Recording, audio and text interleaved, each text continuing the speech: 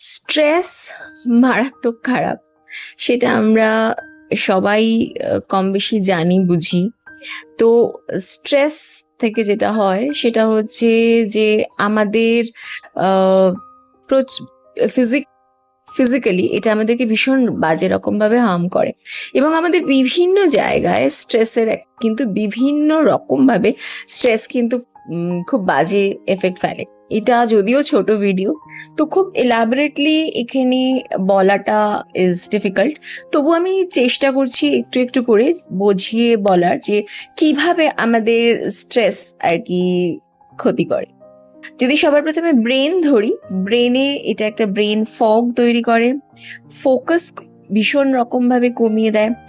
আর যেটা করে সেটা হচ্ছে ক্ল্যারিটি থাকে না, এবং ভীষণ রকম অ্যাংজাইটি দেখতে পাওয়া যায়। আরো মাল্টিপল আছে যে আমি ছোট করে বললাম।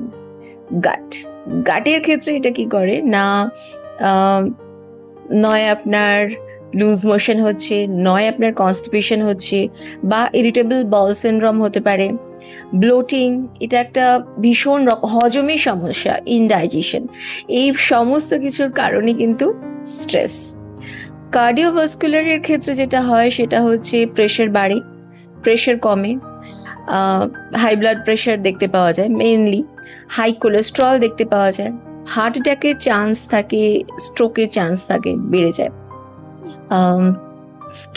স্কিনের ক্ষেত্রেও স্ট্রেসের কিন্তু ভীষণ বাজে এফেক্ট দেখতে পাওয়া যায়। স্কিন খুব অয়েলি করে দেয়, অয়েলি করে দিলে স্কিনে ভীষণ পিম্পলস দেখতে পাওয়া যায়, অ্যাকনে পিম্পলস এরকম দেখতে পাওয়া যায়। আর যদি স্কিন খুব ড্রাই করে দেয়, স্কিনটা না স্ক্যালি একটা টাইপ হয়ে যায়, এরকম একটা ছাল মতো ওঠে দেখেছি, তো এটাও কিন্তু স্ট্রেস থেকে হয়। অ্যালোপেশিয়া, এটাও একটা অটো ইমিউন ডিজিজ যেটা কিন্তু স্কিনকে এফেক্ট করে এবং স্ট্রেস থেকেই হয়। রিপ্রোডাক্টিভ সিস্টেমের ক্ষেত্রেও আর কি ফিমেল রিপ্রোডাক্টিভ সিস্টেমকে কমিয়ে দেয়। আর যদি সেটা কমিয়ে দেয় সেটা তবুও ট্রিটেবল, মানে আপনি যদি কোনো গাইনোকোলজিস্টের কাছে যান, সেই গাইনোকোলজিস্টও আপনাকে মেডিসিন দেবে এবং আপনাকে বলবে কোনো থেরাপিস্টের কাছে, কোনো সাইকোলজিস্টের কাছে গিয়ে আপনি প্রপারলি কাজ করুন। তো ফিমেলদের ক্ষেত্রে এটা তবু রিকভার করা যায়, কিন্তু ছেলেদের ক্ষেত্রে স্পাম কাউন্ট যদি কমে যায় তখন কিন্তু সেটা রিকভার হয় না। হ্যাঁ, এটা হয়।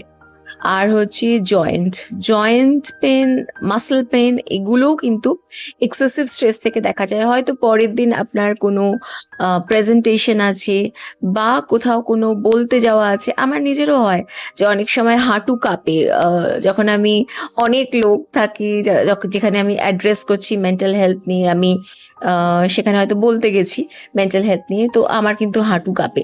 অনেকের আমি শুনেছি যে তাদের প্রচণ্ড মাসল ক্রাম্পিং হচ্ছে, পায়ে হচ্ছে বা ঘাড়ে হচ্ছে, ঘাড়ে একটা প্রচণ্ড ব্যথা থাকে। আবার অনেকের হচ্ছে যে আর্থারাইটিস দেখতে পাওয়া যায়। বিভিন্ন অটো ইমিউন ডিজিজ, আমি অলরেডি এখানে 3টে অটো ইমিউন ডিজিজের কথা বলেছি, একটা আর্থারাইটিস, একটা অ্যালোপেশিয়া, একটা আইবিএস। এছাড়াও আরও মাল্টিপল অটো ইমিউন ডিজিজ আছে যেগুলো কিন্তু স্ট্রেস থেকেই হয়, এবং সব থেকে বড় কথা যেটা, এগুলো রিভার্সেবল। হ্যাঁ, এগুলো সব কিছুই কিন্তু রিভার্স করা যায়, রিভার্সেবল। তো আপনি যদি চান নিজেকে হেলদি রাখতে এবং স্ট্রেস ফ্রি রাখতে, আপনি কমেন্ট করুন স্ট্রেস, আমি আপনার সাথে যোগাযোগ করে নেবো এবং এ ব্যাপারে আমরা একসাথে কাজ করব। আর যদি ভিডিওটা ভালো লেগে থাকে, ফলো অ্যান্ড সাবস্ক্রাইব। আর যদি আপনার মনে হয় যে এই ভিডিওটা, এই যে ইনফরমেশনগুলো আমি দিয়েছি, সেই ইনফরমেশনটা কারোর উপকারে লাগতে পারে, দেন প্লিজ ডু শেয়ার।